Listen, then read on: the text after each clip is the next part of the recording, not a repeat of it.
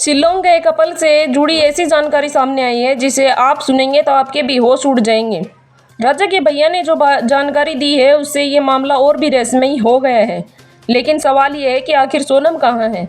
Honeymoon मनाने गए लापता कपल में से इंदौर के राजा का शव बरामद हुआ तो लगा कि सोनम पर सस्पेंस खत्म हो जाएगा, और जब राजा के शव के पास से सोनम की शर्ट मिली तो लगा अब तो पता चल ही जाएगा कि सोनम कहाँ है या सोनम के साथ क्या हुआ। लेकिन राजा के भाई विपिन ने जो हाल ही में कहा उससे मामला और भी ज़्यादा उलझ गया। दूसरी तरफ गाइड ने कुछ जानकारियां साझा की जिससे जांच में और भी ज़्यादा तेजी आएगी। आज इस वीडियो में आपको बताएंगे कि अब तक क्या क्या हुआ है, राजा के भाई, सोनम के भाई और गाइड ने क्या कुछ खुलासा किया है, पुलिस को गाइड ने क्या जानकारी दी है, इसके बारे में भी आपको बताएंगे। सोनम रघुवंशी का आज 17 दिन बाद रविवार को भी कुछ पता नहीं चल पाया है। आज सोमवार है। जिस जगह इंदौर के कारोबार राजा रघुवंशी का शव मिला वहां का वीडियो उनके भाई विपिन ने शेयर किया और बताया कि यहाँ की रेलिंग करीब 4 फीट ऊंची है, यहाँ से किसी का कूद पाना आसान नहीं है। मेरे भाई राजा रघुवंशी और उसकी पत्नी सोनम वहाँ हनीमून मनाने गए थे। दोनों आराम से घूम रहे थे। उनका आपस में कोई विवाद भी नहीं था, इसलिए जानबूझकर राजा वहाँ से नहीं कूदा होगा। उसे मारकर वहाँ फेंका गया होगा ताकि किसी को कुछ ही पता ना चले सके। तो उधर एक गाइड ने दावा किया है कि जिस दिन राजा और सोनम लापता हुए उस दिन उसके साथ 3 अन्य अनजानक युवक भी थे। गाइड अल्बर्ट पैड ने बताया कि राजा और सोनम को 3 पर्यटकों के साथ 23 मई को सुबह 10 बजे देखा गया। अल्बर्ट ने कहा कि वह इंदौर के दंपति को पहचानता है क्योंकि उसने एक दिन पहले ही राजा और सोनम को चढ़ाई के लिए अपनी सेवाएं देने की पेशकश की थी, लेकिन उन्होंने मना कर दिया था। उन्होंने दूसरे गाइड वानसाई की सेवाएं ली थी।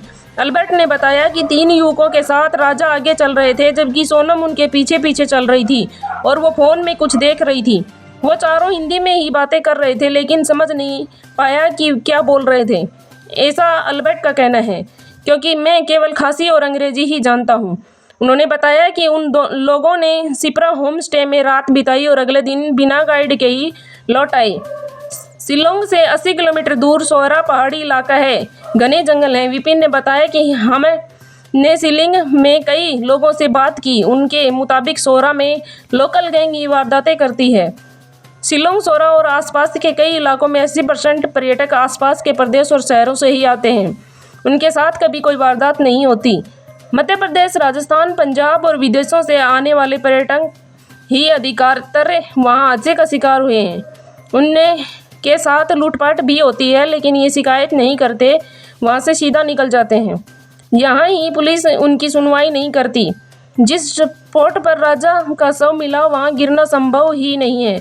विपिन ने बताया कि उन्होंने उस स्पॉट का वीडियो भी बनाया है जहाँ से पुलिस राजा के गिरने की बात कह रही है। वहाँ इतनी ऊंची रेलिंग है कि धक्के मारने से भी गिरना मुश्किल है। उन्होंने ये भी बताया कि गाइड ट्रेनिंग रिकॉर्ड भी कुछ और ही कह रहा है। मोपेड का जीपीएस बता रहा है कि उस स्पीड से वहाँ के लोकल लोग भी गाड़ी नहीं चलाते। पुलिस इस तरह ध्यान ही नहीं दे रही है। विपिन ने बताया कि जब मुख्यमंत्री डॉक्टर मोहन यादव और सांसद शंकरलाल वानी ने के साथ प्रदेश की तरफ से मेघालय सरकार से बातचीत की गई तो वह वहाँ पर सर्चिंग और अन्य चीज़ों में मदद मिली। शिलोंग से कुछ ऑफिसर आए, वो उस होटल तक गए जहाँ पर राजा और सोनम रुके थे। फिर 2 दिन तक उस 5 किलोमीटर के क्षेत्र में की लोकेशन पर तलाशी करके थे जहाँ किराए की स्कूटी मिली थी। विपिन ने कहा कि राजा और सोनम से आखिरी बार बातचीत उस दिन हुई जब वो गुम हुए थे। 1:43 पर हुई थी। सोहरा के डबल टेकर यानी कि विलिंग रोड घूमने के लिए राजा ने एक गाइड हायर किया था। वो नीचे गए और घूमकर वापस आए। विपिन ने बताया कि जिस दिन राजा और सोनम गायब हुए थे उस दिन दोपहर 1:30 बजे से करीब 5:15 बजे के बीच उनका मोबाइल बंद हुआ था। होटल कर्मचारी ने उनके सुबह सुबह होटल छोड़ने की बात कही। गाइड और काफ़ी वाला इन 3 लोगों से विपिन और गोविंद को वहाँ की पुलिस ने बताया बात ही नहीं करने दी। उन्होंने सामान्य तौर पर पूछताछ करते हुए छोड़ दिया, जबकि उनकी बातों से उन पर शुरुआत से ही शक हो रहा है। फिलहाल कुछ लोग शक के दायरे में हैं। कौन कौन, इससे समझिए। पहले तो होटल संचालक जो लगातार गोविंद, जो कि सोनम का रघुवंशी का भाई है, गोविंद को लगातार होटल का मालिक जो है वो धमकी दे रहा है कि आप यहाँ से चले जाइए, आप हमारे होटल का नाम खराब कर रहे हैं, आप पूछताछ मत कीजिए। तमाम बातें जो होटल संचालक है वो कह रहा है। दूसरा, जहाँ से उन्होंने स्कूटी हायर की थी वहाँ पर भी जो है शक जा रहा है कि आखिरी क्या लोकेशन कनेक्शन यहाँ पर भी हो सकता है कि क्या इस पूरे मामले से जुड़ा कोई कनेक्शन इससे भी जुड़ा हो सकता है। कि तीसरा, गाइड को लेकर भी बहुत ज़्यादा जो है शंका हो रही है कि गाइड का क्या रोल हो सकता है। उस वाले गाइड को जिसको पहले सोनम ने और राजा ने मना किया था जाने से, क्योंकि उन्होंने गाइड को मना करके दूसरे गाइड को हायर किया था।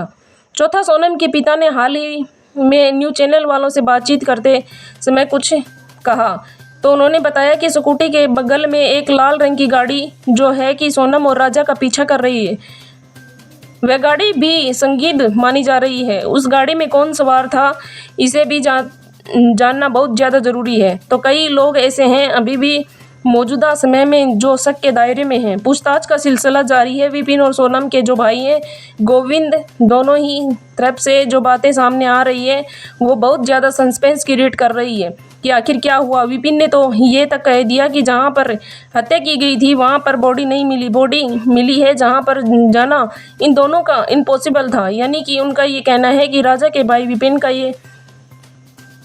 ये कहना है कि जहाँ से बॉडी मिली है वहाँ तो कोई जा ही नहीं सकता, तो बॉडी आखिर मिली कहाँ से। इसका मतलब ये तो हो सकता है कि हत्या कहीं और की गई और बॉडी को वहाँ पर फेंक दिया हो। फिलहाल ये देखना अभी बाकी है कि आखिर सोनम कहाँ है, और सोनम से जुड़े लगातार जो जांच है वो चल रही है कि जल्द से जल्द सोनम का सुराग मिल जाए।